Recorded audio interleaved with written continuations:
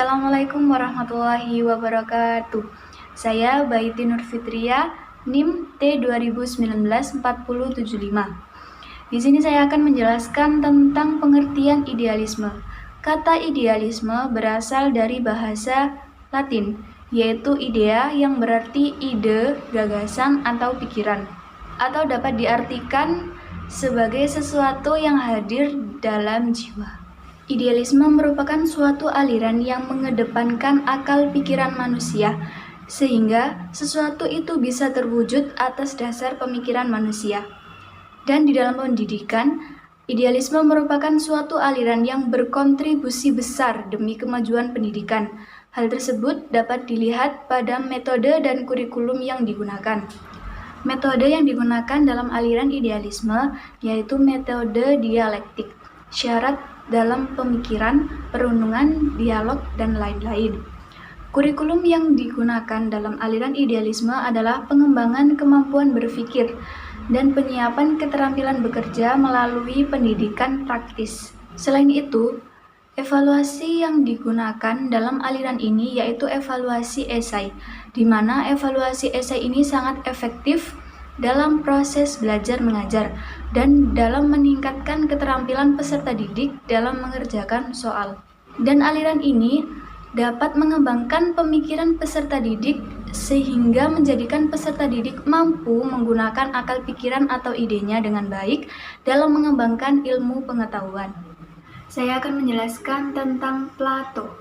Plato merupakan salah satu filsuf Yunani yang dilahirkan pada tahun 427 sebelum Masehi. Dia berasal dari keluarga aristokrasi.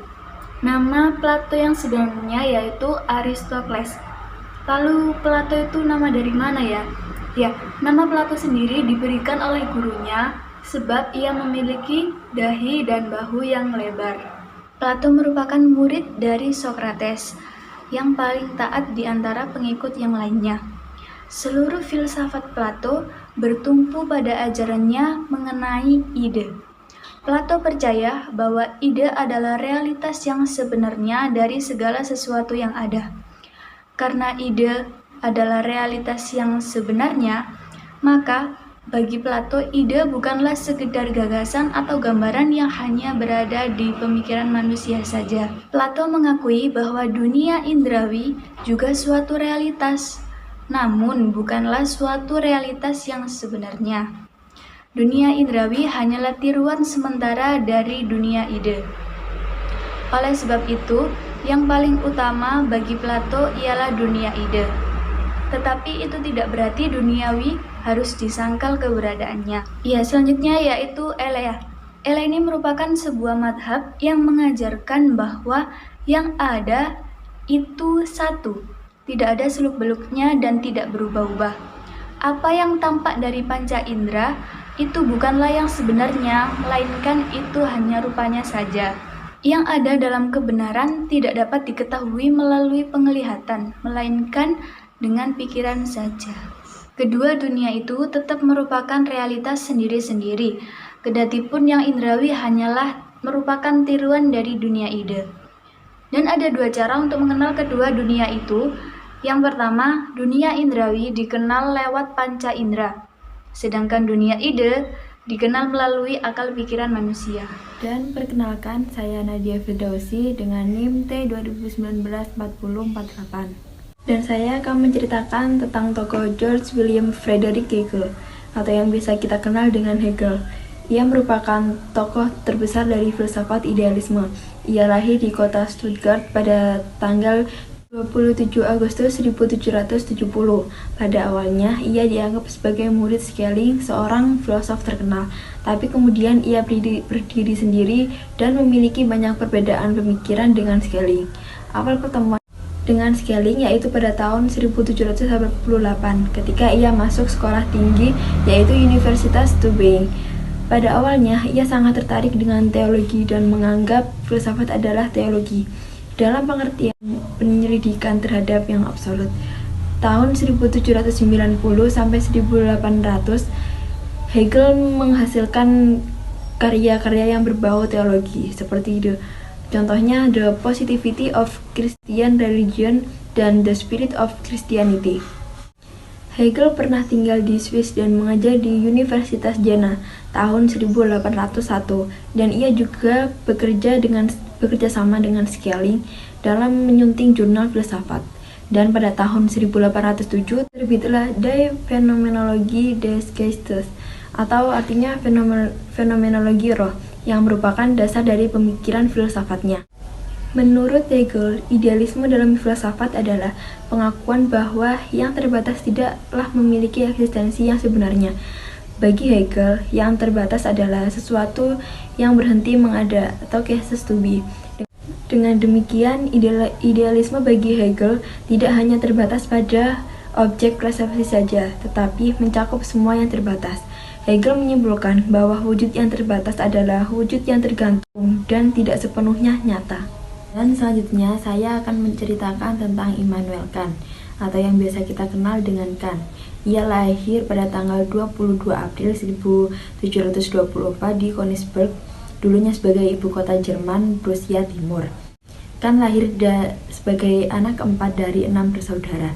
Ayahnya bekerja sebagai potong tali kulit dan ibunya tidak pernah bersekolah, tetapi memiliki kecerdasan ilmiah. Kecerdasan tersebutlah yang diturunkan pada Kant. Dan pada usia 18 tahun, Kant memasuki Universitas Königsberg sebagai mahasiswa teologi.